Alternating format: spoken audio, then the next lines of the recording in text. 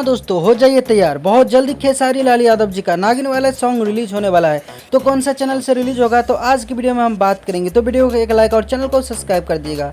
जी हाँ दोस्तों, खेसारी लाल यादव जी का गाना नागिन धुन बहुत जल्दी सारेगामा हम भोजपुरी से रिलीज किए जाएंगे। दोस्तों बात करते हैं खेसारी लाल यादव जी के ये गाना कब रिलीज किए जाएंगे।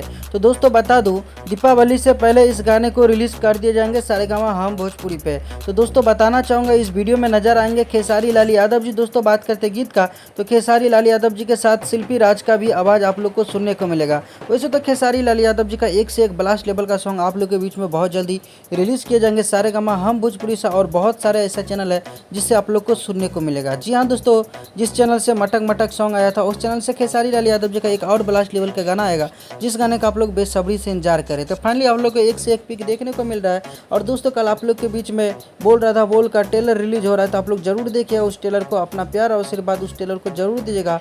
मिलते हैं फिर से एक नए अपडेट के साथ, तब तक के लिए अपना ख्याल रखिएगा और देखते रहिएगा भोजपुरी चिप यूट्यूब चैनल। धन्यवाद दोस्तों, फिर से मिलेंगे नए वीडियो के साथ में।